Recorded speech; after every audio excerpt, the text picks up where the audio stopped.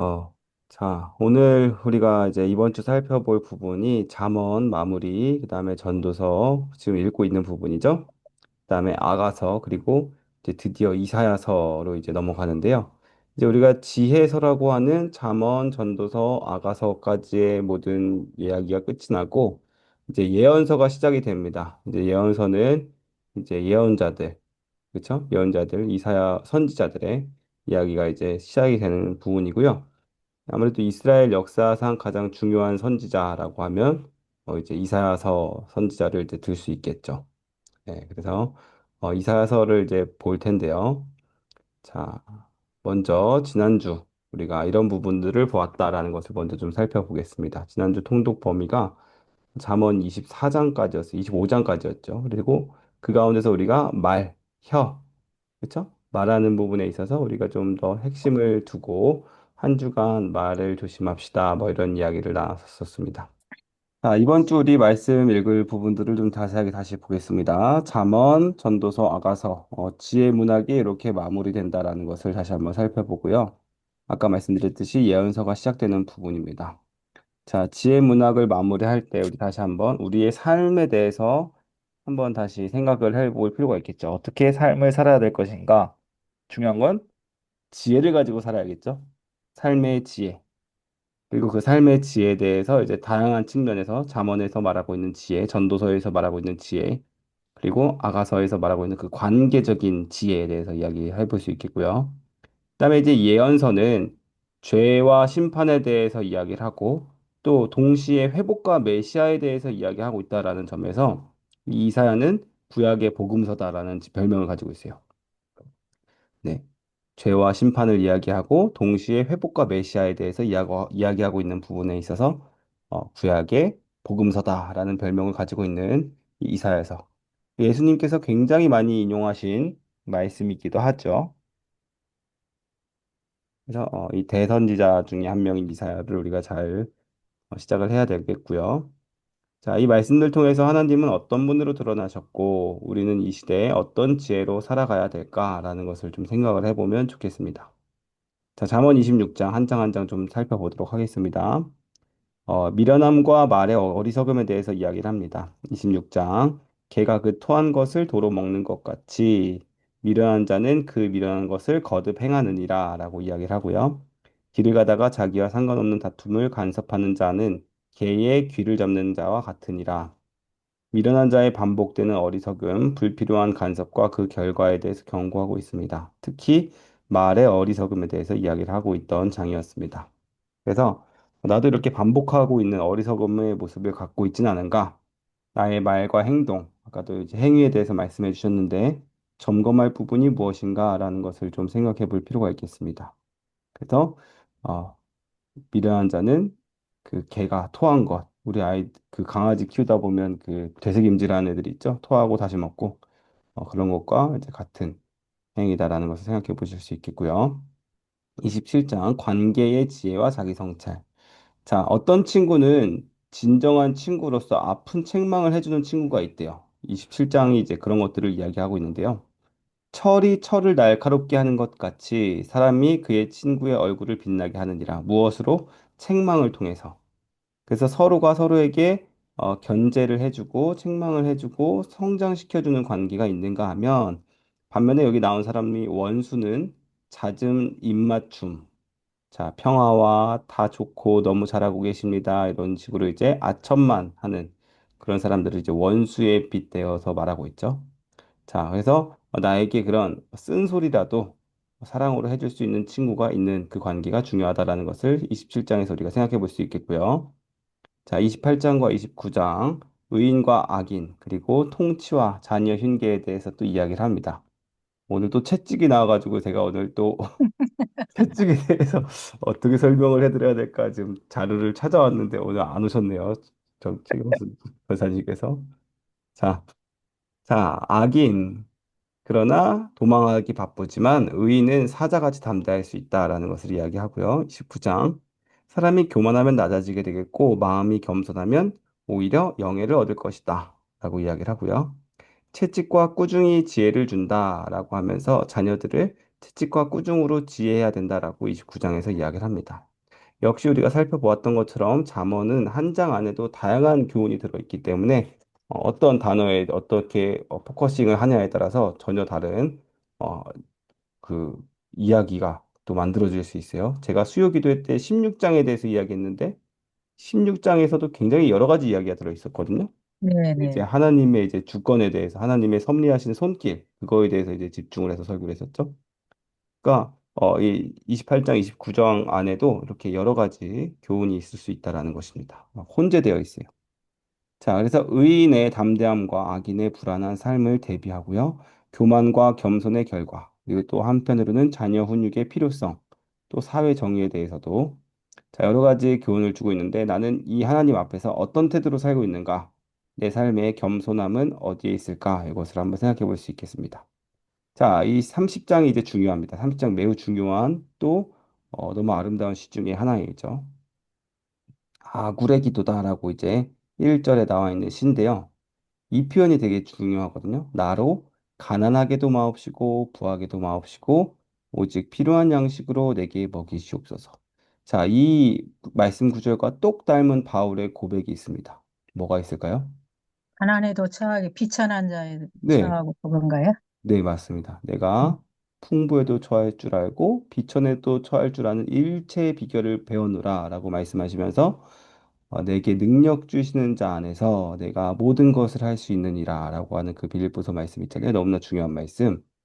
그게 이것과 이제 똑같은 이제 말씀이라는 것이죠. 필요한 때에 하나님께서 먹여주시는 하나님의 족한 은혜에 감사하는 삶을 살겠다. 이것이거든요. 곤비에도 처할 줄도 알고 풍요에도 처할 줄도 알고 그러나 하나님께서 나의 필요를 다 아시고 채워주실 것을 믿는 신뢰하는 고백, 일체에 자족하는 비결. 네, 그것이 이제 야굴의 기도와 바울의 기도가 매우 닮아 있다라는 것을 볼 수 있겠습니다. 자, 시험 받지 않고요. 내가 원하는 거, 내가 기도하는 거, 내 뜻대로 이루어지지 않았다고 시험 받고 좌절할 필요 없고요. 오직 하나님을 온전히 의지하면서 필요한 것들만 구하며 또 더 필요한 것, 하나님의 나라와 의를 구하는 지혜로운 기도가 우리의 기도가 되어야겠습니다. 자, 그래서 나의 진정한 만족은 내가 소원하고 바라고 있던 것들이 성취됐을 때 만족되는 것이 아니라 하나님과 나이가 함께 이 하루를 동행하고 있다라는 그 사실 자체. 하나님이 나를 사랑해 주시고 오늘도 나에게 은혜 베풀어 주고 계신다라는 사실을 기억하는 것 그 자체에서 우리에게 만족이 오고 평안이 온다, 평강이 온다라는 것이죠.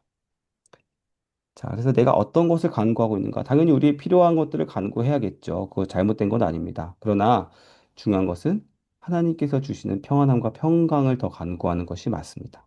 그것이 우리 이 땅 안에서 하나님의 나라가 우리 마음 가운데 임재하는 방식입니다.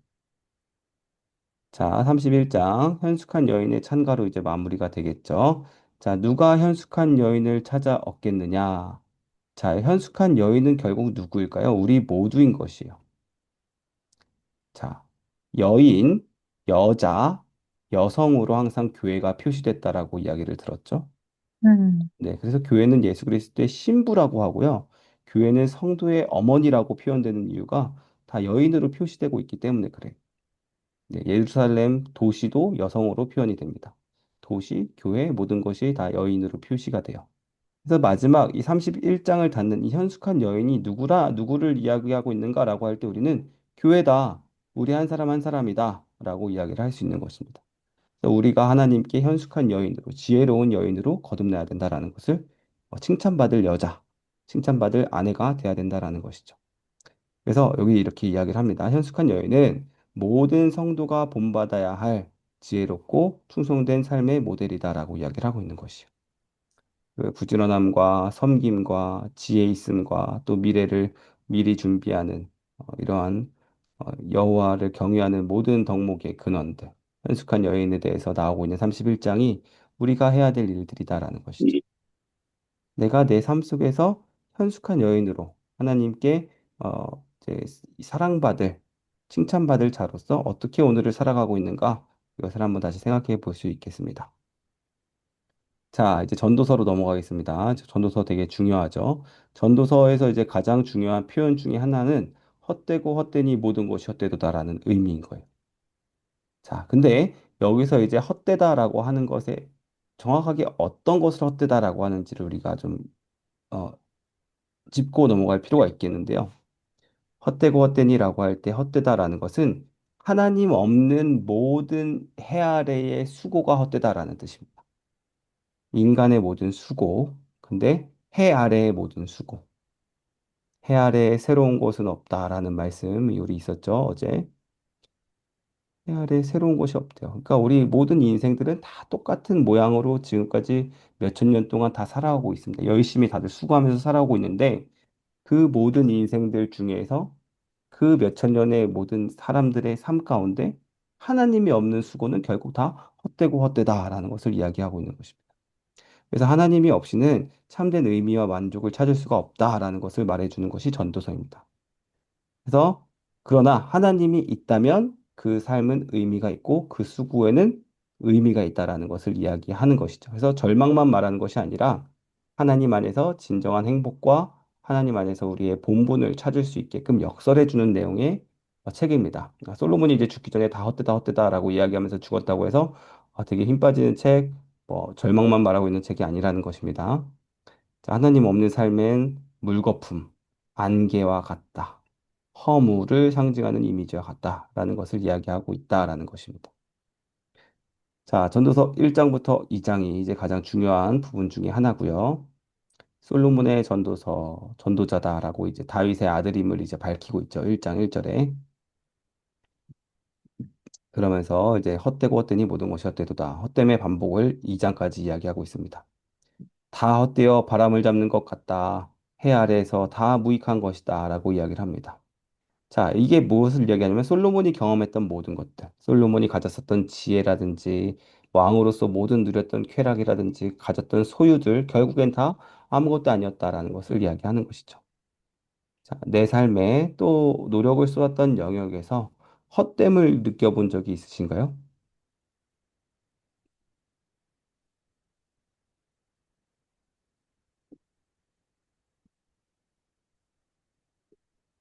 열심히 음, 최선을 다해서 살았던 어떤 부분, 쌓아 올렸었던 부분들,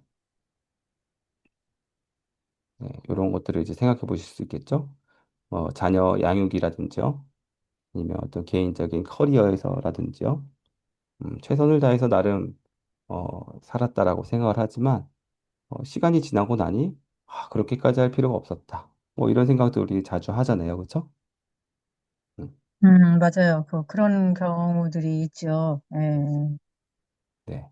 자, 그래서 지나고 나니까 내가 힘써서 그렇게 하지 않았어도 결국에는 하나님께서 인도하신 대로 섭리대로 됐을 것인데 너무 아등바등하고 살았던 그 시간들 우리가 돌아보면 참 솔로몬처럼 그 시간 그렇게 내가 마음 졸이고 마음 썼던 거 헛되고 헛된 시간이었다. 이런 고백들 나올 수가 있게 마련인 것이죠. 자, 그럼에도 불구하고 돌아봤을 때 감사가 되는 것이죠. 자, 3장으로 넘어가겠습니다. 자, 때와 기한에 대해서 이야기합니다. 범사의 기한이 있고 천하만사가 다 때가 있다.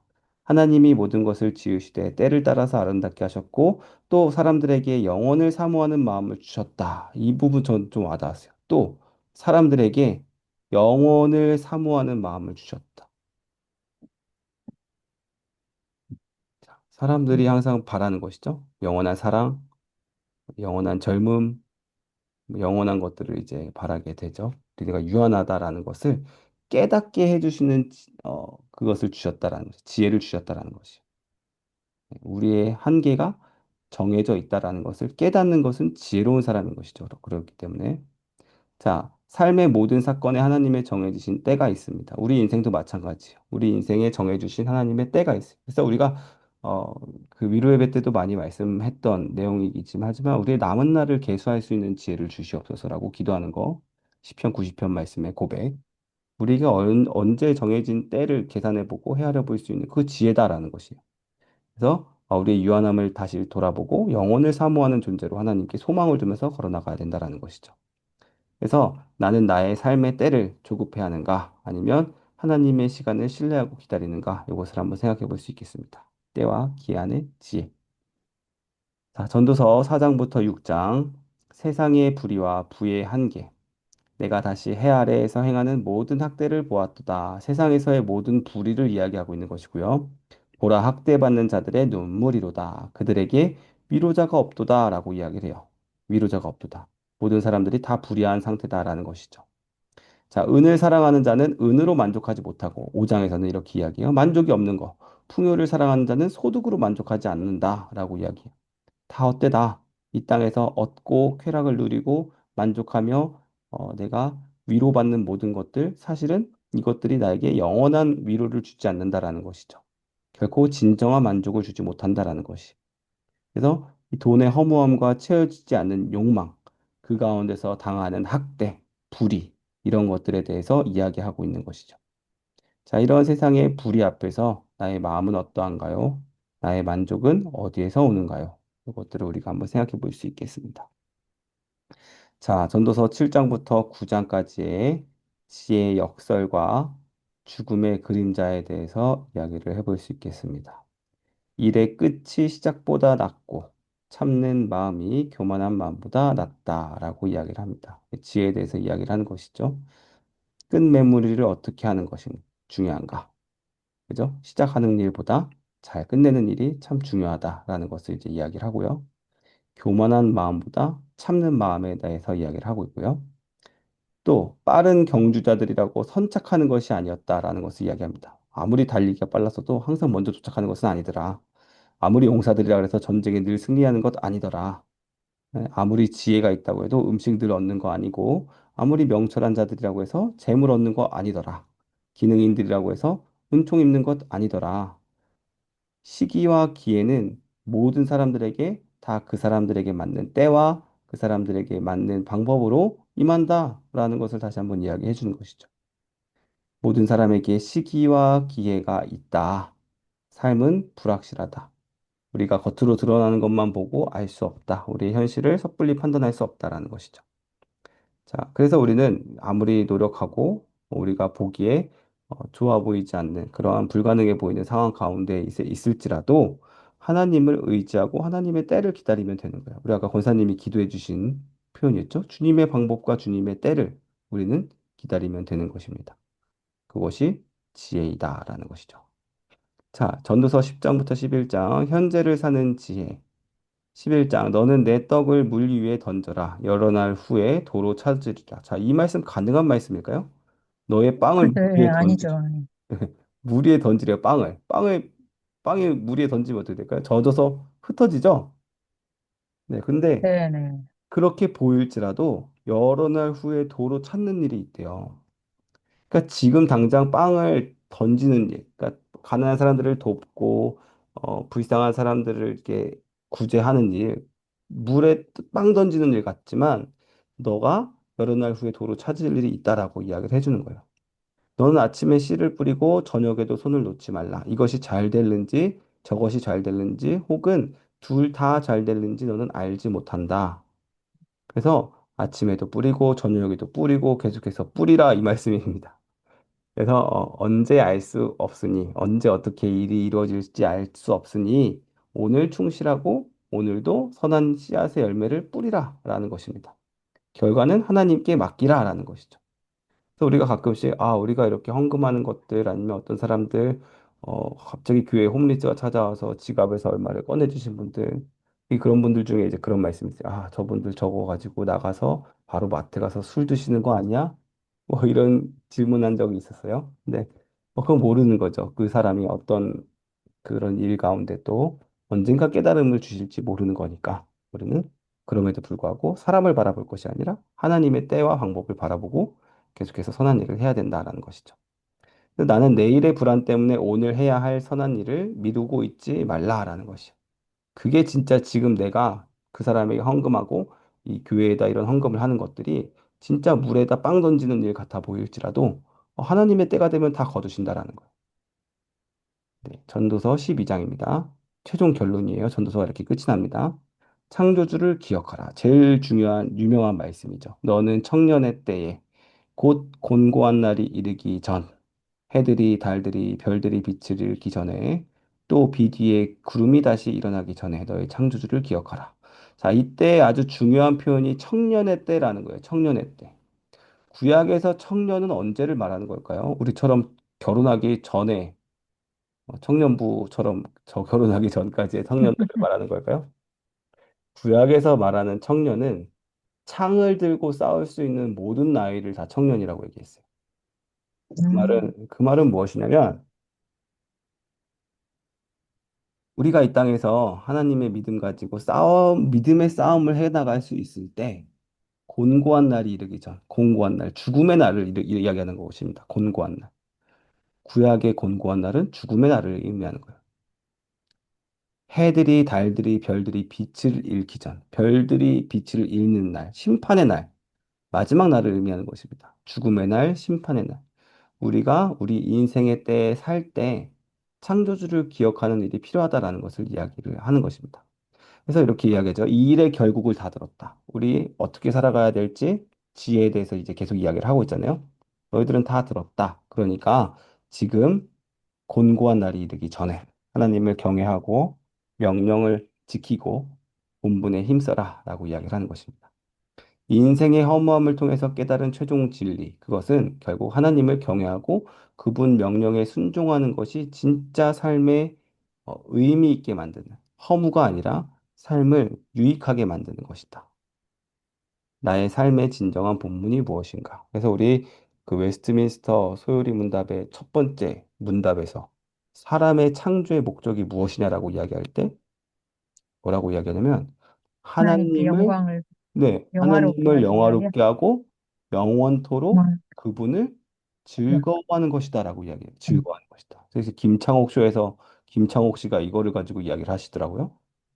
즐거워하는 거래요. 하나님을 즐겁게 해드리는 게 아니라 하나님을 즐거워하는 거.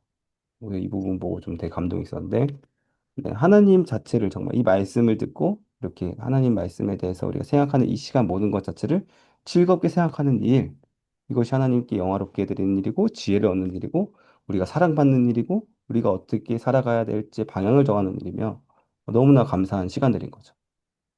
그 즐거워하는 일에 우리가 지금 다 동참을 하고 있는 것입니다. 자, 그렇게 전도서가 이제 끝이 나가겠습니다. 그래서 우리 삶은 허무하지 않다. 이러한 삶을 계속해서 살아나가야 되겠습니다. 자, 아가서 이제 살펴보겠습니다. 아가서는 좀 약간 성적인 표현들이 많아요. 그래서 이 이스라엘 그 토라를 읽는 실제 이스라엘 백성들 가운데서 몇 세가 되기 전에는 아가를 못 보게 하는 뭐 그런 뭐 전례가 있다고 합니다. 정확히는 잘 모르겠어요. 그런 이야기를 들었습니다. 자, 그래서 사랑의 어떤 성적인 연합 또 그렇게 이루어진 사랑하는 관계에 대한 이야기를 이제 많이 합니다. 그래서 아름다운 사랑의 노래가 개요입니다. 신랑과 신부의 사랑. 자, 신랑과 신부하면 우리는 항상 교회와 예수 그리스도를 같이 생각할 수 있어야 되는 것이죠. 그래서 하나님과 성도 간의 깊고 열정적인 사랑의 관계를 이 남녀의 사랑을 통해서 상징적으로 보여주고 있다라는 거예요. 친밀함, 갈망, 연합, 그리고 사랑의 견고함. 자, 근데 여기서 우리가 함께 생각해 봐야 될 것은 성경에서 사랑에 대해서, 진정한 사랑에 대해서 이야기할 때 항상 한 남성과 한 여성을 등장시키고 있다라는 것이. 그것이 바른 사랑의 관계다라는 것을 이야기합니다. 그리고 그것이 나아가 교회와 성도의 관계. 이렇게 이야기를 하는 것이요. 그래서 오늘 살펴볼 이 아가서에서도 한 남성과 한 여성의 정상적인 그 사랑의 관계를 통해서 우리에게 가르침을 주고 있다라는 것을 한 번 더 이야기를 하겠습니다. 그래서 뭐 꽃밭이라든지 손을 맞잡은 여인의 이미지 같은 것들이 우리 아가서에서 많이 생각이 날 수 있겠습니다. 자, 아가서 1장, 2장입니다. 사랑의 시작과 갈망. 내게 입맞추기를 원하니 내 사랑이 포도주보다 나음이로다. 나의 사랑하는 자가 내게 말하여 이르기를 나의 사랑, 나의 어여쁜 자야, 일어나서 함께 가자. 자, 이 부분 굉장히 이제 중요한 말씀 중에 하나죠. 나의 사랑, 나의 어여쁜 자야, 일어나서 함께 가자라고 이야기를 하고 있다는 것이죠. 내 사랑하는 자는 내게 속하였고 나는 그에게 속하였도다. 그가 백합화 가운데서 양떼를 먹이는구나. 자, 신부의 신랑에 대한 간절한 갈망이 이루어집니다. 그러니까 지금 이 상황이 지금 무슨 상황인 거죠? 신부와 신랑이 지금 떨어져 있는 시간이 존재한다라는 거예요. 마치 우리와도 같죠? 예수 그리스도, 신랑 되신 우리와 신부된 우리가 잠깐 신랑이 다시 오기를 기다리고 떨어져 있는 시간이 있다라는 것을 아가서에서 이미 상정하고 있어요. 그래서 우리도 지금 신랑님께서, 예수님께서 다시 오시길 기다리고 있는 상황인 것이죠. 자, 그럼에도 불구하고 물리적으로 떨어져 있을지라도 서로가 서로에게 온전히 속해 있다라는 것을 고백을 합니다. 자, 일단 한 가지 더 말씀을 드리자면 이 아가서 역시 솔로몬의 아가서로 전통적으로 보고 있습니다. 자, 그래서 우리 이 술람미 여인이라고 이제 등장을 하잖아요. 술람미. 그 술람미를 솔로몬이라는 어, 이름자에서 여성형으로 바꾼 인물이지 않겠느냐라고 이제 보기도 합니다. 자, 솔로몬, 그 자신을 술람미로 이야기를 하고, 다시 오실 그리스도, 메시아, 남편들, 어떤 사랑하는 존재에 대한 이야기를 하고 있다라는 것이죠. 자, 하나님을 향한 나의 사랑이 아가서의 신부처럼 이렇게 간절한가? 나는 그분께 온전히 속해 있다고 고백할 수 있는가? 라는 것을 우리가 아가서를 읽어보시면서, 아, 나도 정말 이렇게 하나님을 온전히 애타게 기다리며 사랑해야 되는데, 라는 생각을 해보실 수 있겠습니다. 자, 3장, 4장, 5장입니다. 사람의 탕색과 교제. 내가 밤에 침상에서 마음으로 사랑하는 자를 찾았노라. 찾아도 찾아내지 못하였노라. 나의 사랑, 너는 온전히 아름다워 아무 흠이 없구나. 나는 자고 있으나 마음은 깨어 내 사랑하는 자의 소리가 들리는구나.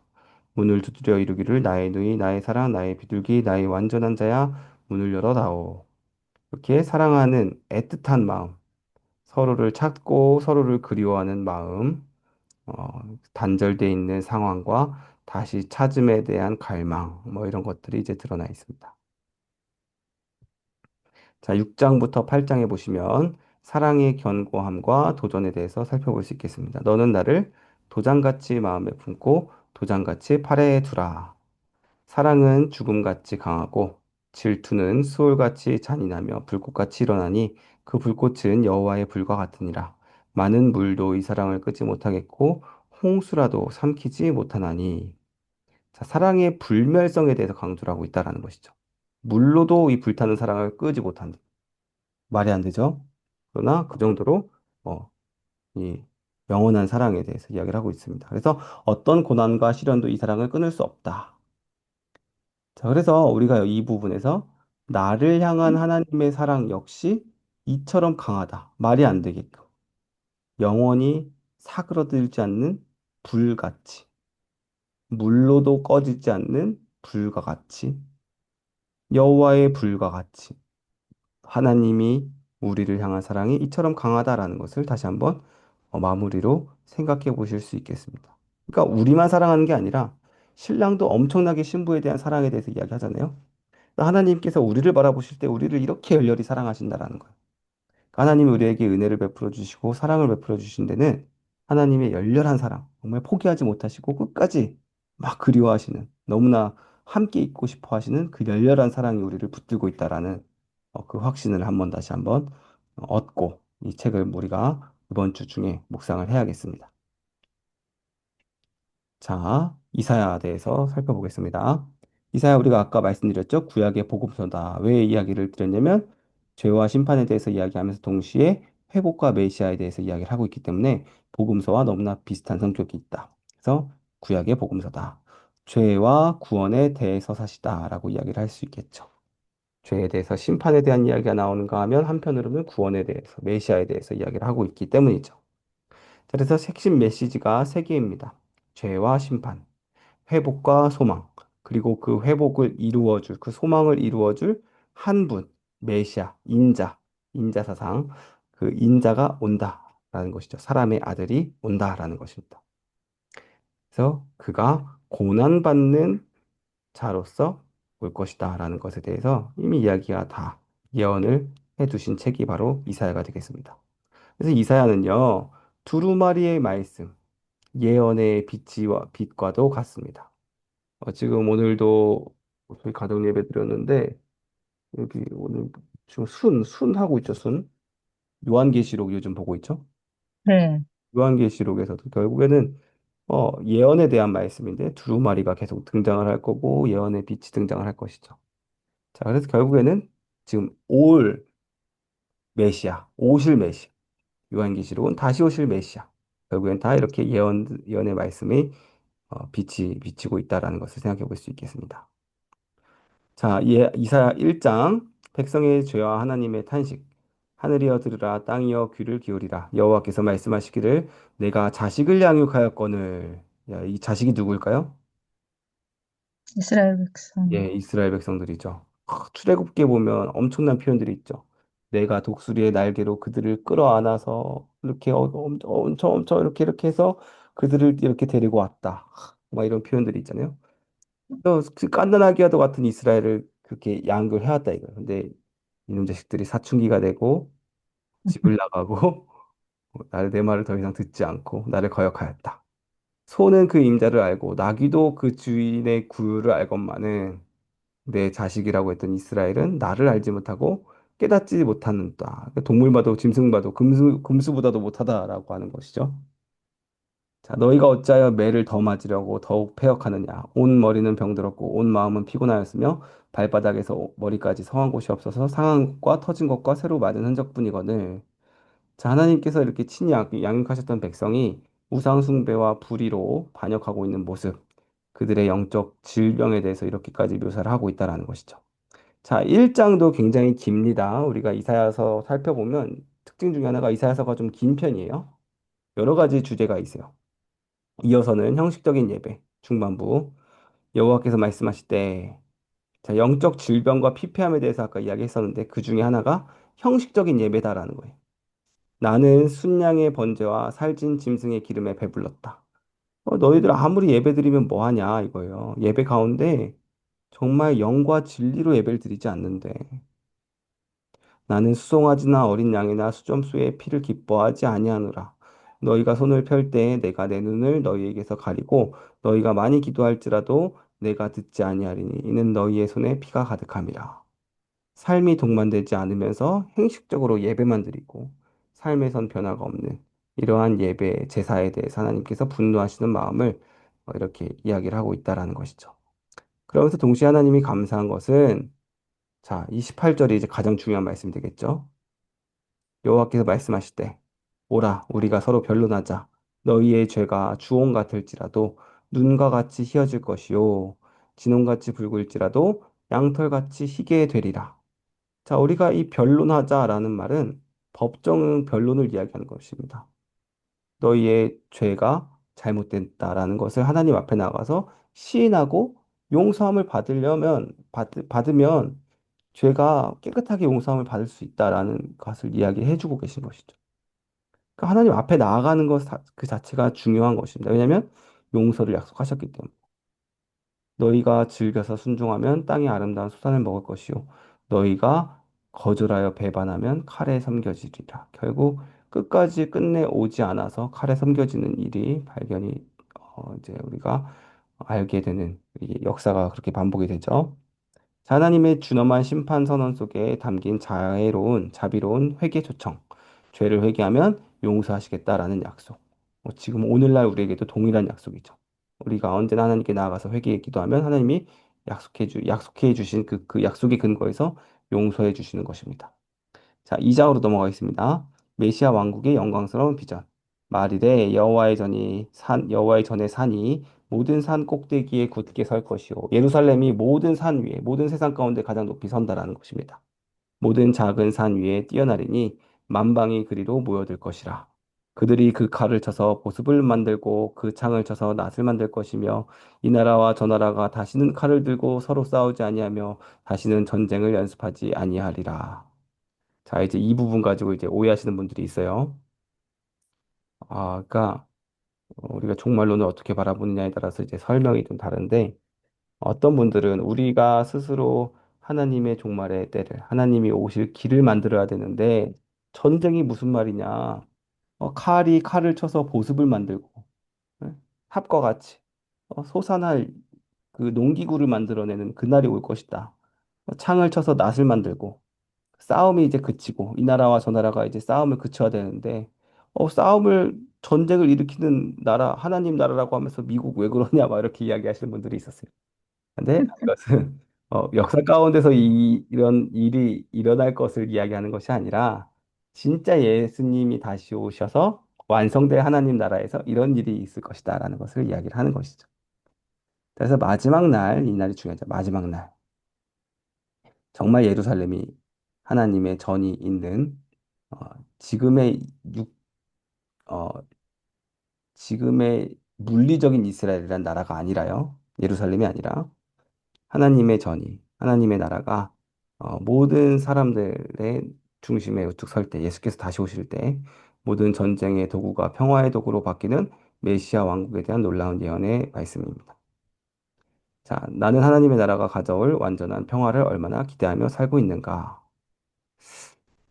너무나 좀 먼 미래 같은 일이라서 잘 기대를 안 하고 있긴 한데, 요즘 너무 전쟁에 대한 소식이 끊이지 않죠? 네, 그래서 진짜 전쟁이 다 끝났으면 좋겠다 이런 생각이 좀 들곤 합니다. 때가 언제냐? 예수님께서 다시 오실 그날이다라는 것이죠. 자, 2장 인간의 교만과 우상 숭배에 대한 심판. 자, 인간의 교만과 우상 숭배 이 부분 되게 이제 중요한 주제 중에 하나입니다. 이사야서에서 반복되는 주제 중에 하나예요. 하나님께서 계속해서 심판하시고 계속해서 이렇게 어려움을 주실 때, 자, 사람들이 더욱더 우상을 견고하게 하라. 은장색들을 불러다가 어떻게 더 이 우상신을 견고하게 박을 수 있는지 서로 연구하는 모습. 그런 모습들이 이사야서 끝나는 말씀까지 계속 나타납니다. 사람들이 어찌나 하나님이 이렇게 사인을 주시고 회개하고 돌아오라 용서 말씀하셨는데도 불구하고 더욱더 우상을 굳건히 하기 위해서 아등바등 마지막까지 노력을 하는지 그게 이제 계속해서 반복이 될 겁니다. 자, 그래서 보십시오. 2장 보시면 그들의 땅에는 우상이 가득하므로 그들이 그 손으로 만든 것을 경배하며 그 손가락으로 지은 것을 섬긴다. 그날에 눈이 높은 자가 낮아질 것이고 교만한 자가 굴복될 것이요 여호와만 홀로 높이 들리시리라. 너희는 인생을 의지하지 말라. 그의 호흡은 코에 있나니 셀 만한 가치가 어디 있느냐. 자, 인간의 교만함과 그들이 만든 우상. 여기서 지금 뭐라고 나타났냐면 권력, 그리고 명예, 인생. 그것들 다 결국에는 스스로 인간들이 만든 우상이다라는 것이죠. 우상을 끝까지 놓지 못하고 숭배하는 행위에 대해서 하나님의 심판을 경고하고 있습니다.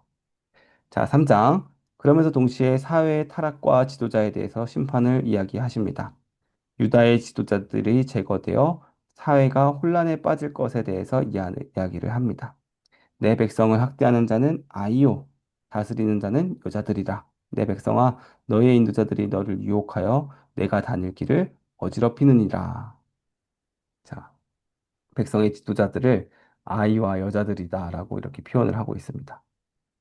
그래서 이 지도층들이 부패하고 미련하고 어리고 서로 길을 어지럽히는 자들이다라는 것을 이렇게 표현을 한 것이죠. 그래서 사회 전체의 기강을 무너뜨리고 하나님을 떠나게 하는 그런 미래를 경고를 하고 있습니다. 자, 시온의 딸들. 이사야서에서 이제 중요하게 이제 나타나는 표현 중에 하나가 이 시온의 딸이라는 표현이죠. 시온의 딸, 예루살렘 유다인들을 이야기하는 것입니다. 유다의 백성들. 자, 예루살렘 여인들이라고 이렇게 이야기되어 있는데 이게 결국엔 모든 유대인들을 말하고 있는 것이요. 그래서 시온의 딸들아 뭐 이렇게 이제 표현들이 이제 이사야서에서 이제 많이 나오는데요. 결국엔 시온의 딸들이 이야기하는 것이 결국엔 이스라엘 백성들을 이야기하고 있는 것입니다. 유대인들. 그래서 딸들이라고 이야기하면서 그들의 허영과 치장에 대해서 이제 비판을 하십니다. 그래서 하나님 외에 세상 것들에 대해서 정신이 팔려 있는 외모와 사치에 대한 집착이 하나님 앞에서 어떤 결과를 초래하는지 이렇게 이야기를 합니다. 물질주의와 외모 지상주의에 대한 영적인 경계. 자, 이사야 4장입니다. 이제 마지막 부분이죠. 정결케 하심과 회복. 자, 이 부분이 이제 너무너무 중요한 부분이죠. 4장 2절. 여호와의 싹이 날 것이다 라고 하는 부분이에요. 음, 싹이 누구를 의미하는 걸까요? 예수님. 네, 예수님. 예수님이시죠.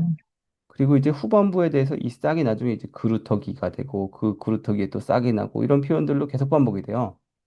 네. 그래서 음, 아이색에서의 한 싹, 그죠? 예, 이런 표현들이 이제 이사야에서 계속 반복이 계속되는 것입니다. 결국엔 예수 그리스도 메시아를 바라보게 하는 것이죠. 시온에 남아있는 자, 믿음을 지킨 자들을 이야기하는 것입니다. 시온에 남아있는 자, 거룩하다 칭함을 받으리니 이는 주께서 심판하는 영과 소멸하는 영으로 시온의 딸들의 더러움을 씻기시며 예루살렘의 피를 그 중에서 정결하게 하실 때가 된다라는 것이죠.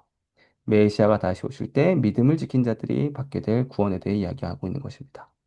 심판의 극한 고통 후에 하나님께서 남은 자들, 여기도 역시 남은 자 사상이 나타나는 것이죠. 정결하게 하시고 회복시키실 것을 예언하시고 여호와의 싹은 메시아를 상징하며 그를 통해 진정한 구원과 아름다운 회복이 이루어질 것이다라는 것이죠. 하나님의 심판의 궁극적인 목적이 무엇이냐? 그래서 결국은 회복이다라는 것이죠. 회복. 심판의 궁극적인 목적은 회복이다라는 것이죠. 이 세상을 다시 오셔서 재림하셔서 심판하시는 목적도 결국에 다시 하나님의 백성들을 영원한 회복된 하나님의 나라로 데리고 가기 위함이다라는 것이죠. 결국에 최종 목적은 회복이다라는 것이죠. 그 속에서 나는 어떤 소망을 발견할 수 있는가? 회복을 영원한 소망으로 삼아야 되겠죠. 자, 오늘 말씀 이렇게 나눠볼 수 있겠고요. 몇 가지 질문을 좀 만들어 봤습니다.